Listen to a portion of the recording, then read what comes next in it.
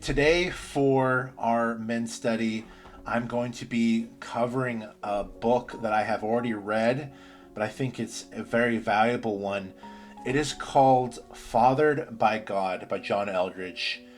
This book covers a wide plethora of topics, but the main point of it is that throughout our lives, depending on the circumstance, there are things that our fathers have not given us. Maybe that is wisdom. Maybe it's something as simple as fishing, like we are doing here in Stardew Valley. Like, I never got taught how to fish, but those things are really important. And so maybe it's values, maybe it's reassurance or confidence or love. When we don't have those parts of our lives taught to us or guided, a lot of times as men or fathers, we default to what the world says. We default to what expectations other people have rather than the truth. And so as we go through this book, my hope is the goal of this book, which is that we will learn these things from God, the ultimate Father, and we will be able to give this to our families. So if you have had trouble maybe connecting with people, my hope is that at the end of this, you will be able to connect with people more. If you feel like you're disconnected from your wife or from your children or from your parents, my hope is that you'll be more connected to them. So in this study, this is not just for fathers, but for men. You can see that right there. And I actually wanted to share some statistics about what happens to those who are fatherless or those who don't have an active father in their life. Maybe your father is there, but they're not showing up when you most need it. So here's some of the statistics, and it's very sad, so bear with me. There is hope at the end of this. But the first one, 85% of youths in prison come from fatherless homes. 71% of high school dropouts come from fatherless homes. 90% of all homeless and runaway children are from fatherless homes. Nearly 25 million children live without their biological father.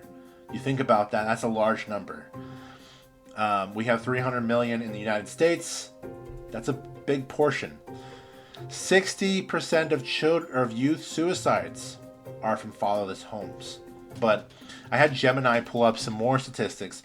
1 in 4 children in the United States, around 18 million total, live without a biological step or adoptive father in the home. Children in father absent homes are 4 times more likely to live in poverty. It's insane. 85% more likely to be incarcerated. 85% more to exhibit behavioral disorders. 70% of them end up in juvenile institutions, so like mental institutions or prisons. 71% dropout rate, youth suicides, homelessness, substance abuse. 75% of adolescent patients in substance abuse centers come from fatherless homes. So 3 out of 4 people without fathers end up with drugs if they end up going to rehab. I guarantee you it's way more. There's a bunch of them here, and I'm going to post them later on in the comments, and I'm going to pin it.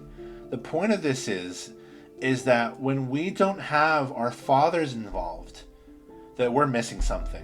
Something went wrong.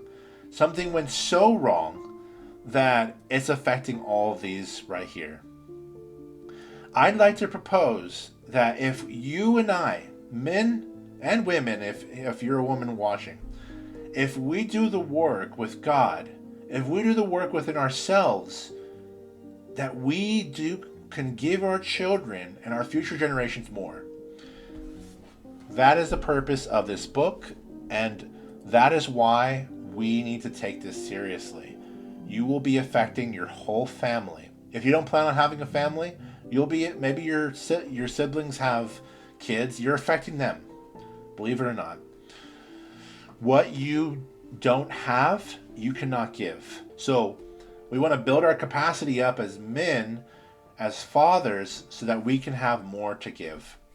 It's important. So, like I said, you can't give what you don't have.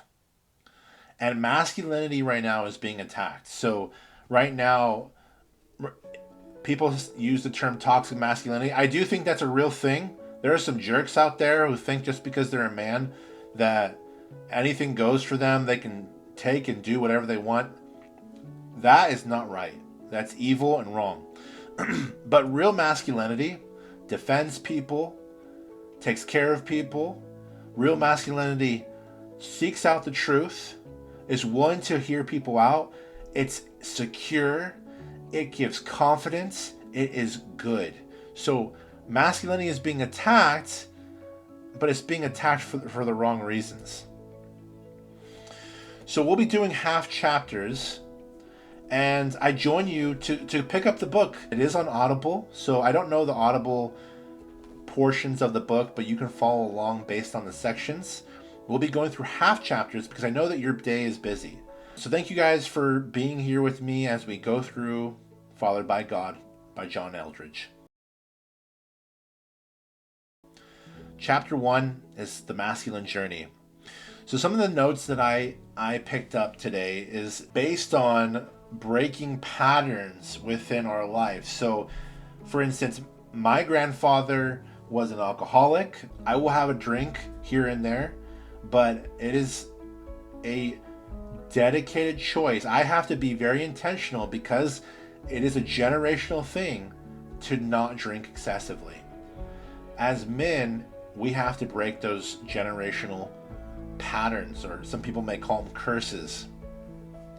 So the first section is unfinished men. He talks about how masculinity is bestowed upon boys. It's not something that is just happens. So just because you turned 18 or because you turned 30 or 40, you didn't gain masculinity. Matter of fact, you didn't gain manhood either. Legally, you're considered a man. If you do something wrong, we're throwing the book at you. But masculinity and maturity to become a man comes from our fathers, and it can be supplemented by strong men that are active in our lives. So it says right here at page 5, it says, a boy learns who he is and what he's made of from a man or a company of men. It can't be learned from other boys. It can't be learned from the world of women. My mom raised me, and there's a lot of things she cannot teach me. She can't teach me how to be a man. She's not one. But you know what? She can teach me how to love and nurture. That's what moms do. Loving, nurturing, taking care of. Those are things that we can learn from women. Later on in life, I had to ask men and be intentional, especially as I came to be a Christian. I had to be intentional about asking these men, hey, I didn't learn this thing over here. And it takes a lot of self-awareness to do this. And I hope you guys will do this as well. I didn't learn this thing over here. Can you teach me? I had to learn from men how to keep my cool. Don't lose your temper. I had to learn from men how to study, how to be intentional with my wife, who I didn't even have yet, how to date. And I still was messing it up because I had been taught wrong things from other men in my life prior, from men in my family.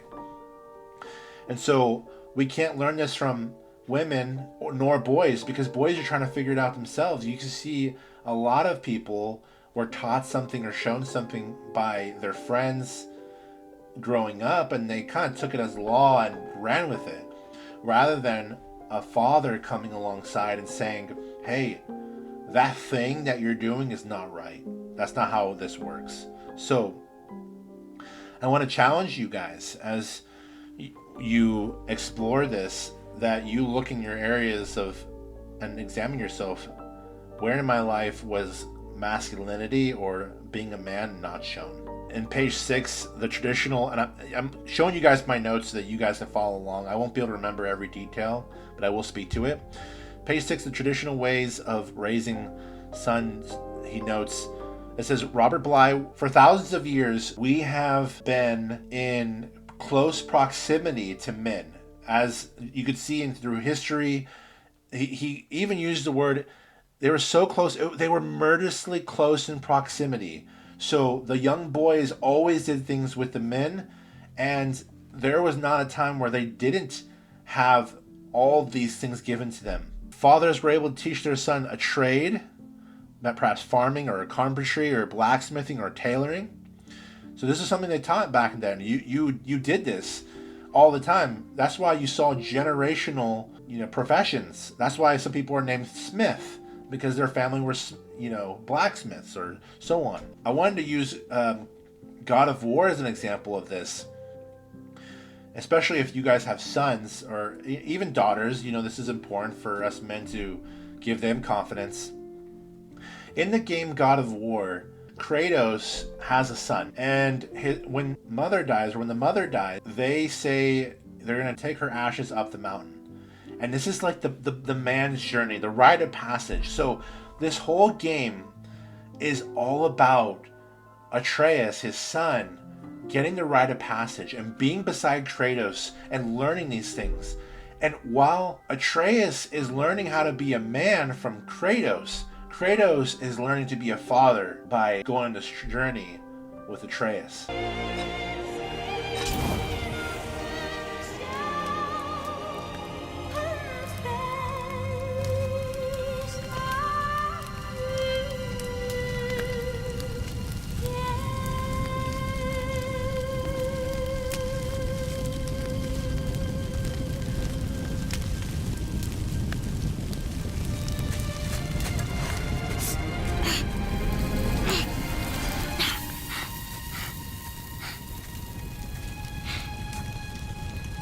I'm sorry.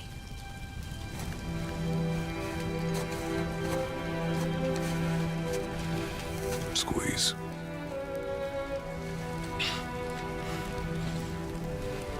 This knife was hers. Now it is yours.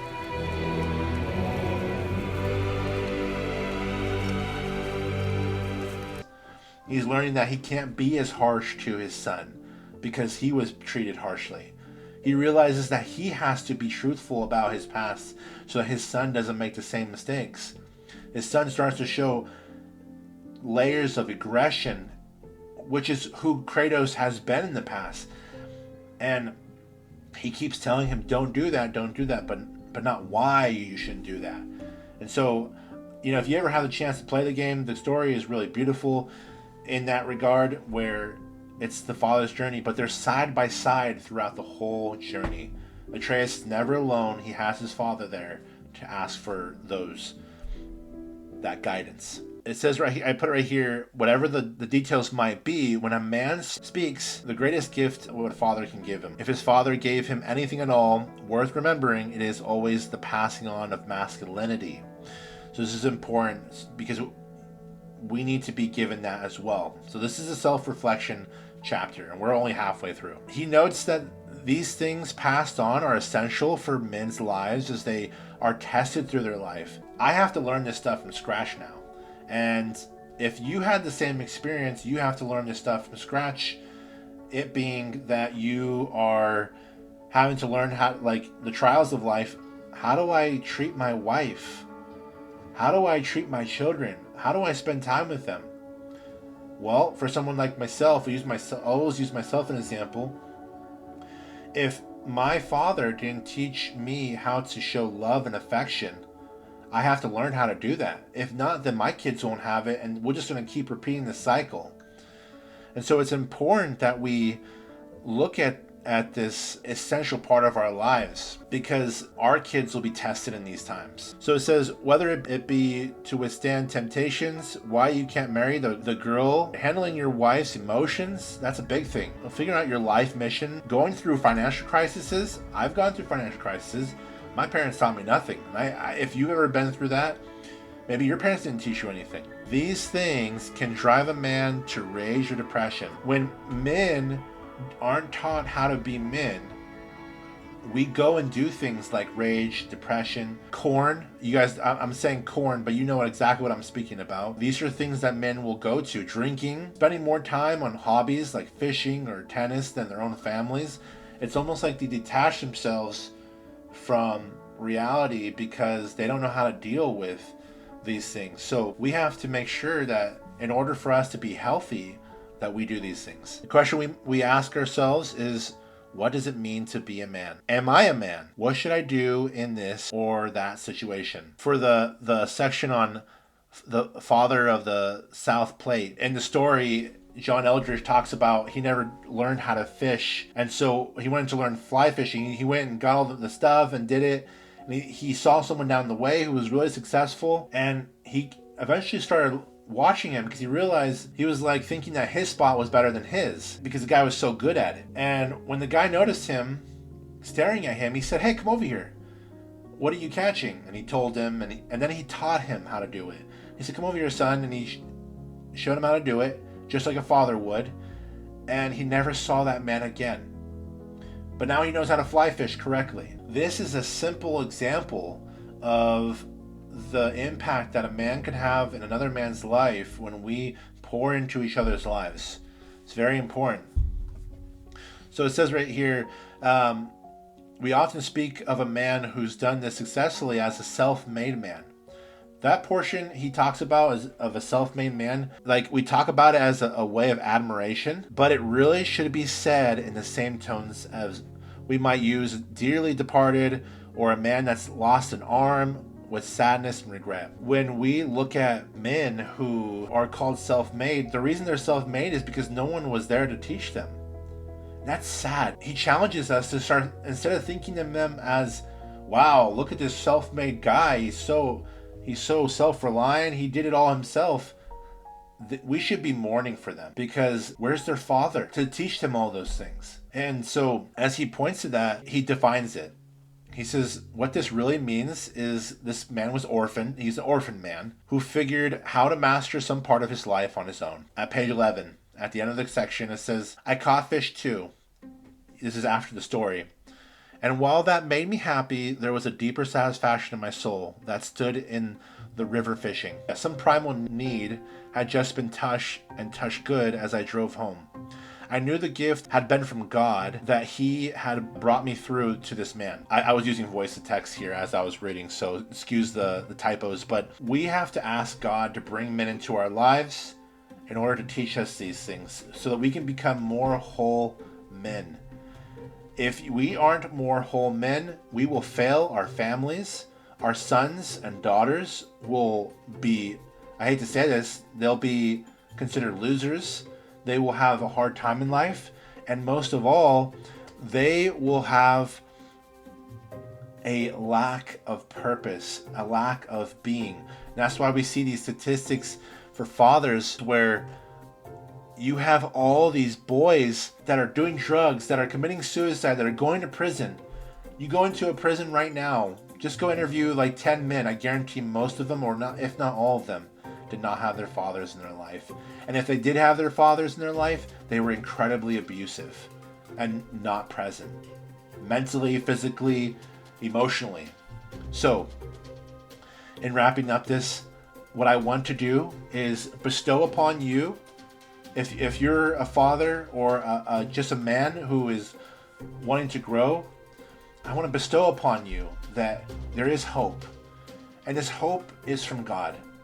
God is the ultimate father. Matter of fact, regularly we see Jesus talking to his father because his father is guiding him to the next things. He also knows that he's fulfilling a purpose that God had given him, and that at the end he says it is finished, so that our sins may be paid, so that we can have fullness within our souls.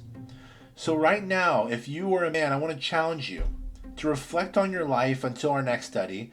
Read up to page 11. I want to challenge you to reflect on yourself. What parts of your life did your father not give you? And where do we need to put in the work with God?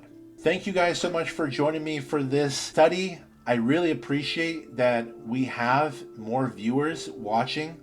I hope that you will get fulfillment from the Lord. I want to pray for you right now. I want to send you off knowing that there's hope, that you are called to a greater purpose, and that Jesus is right here with you every step of the way. So let me pray for you.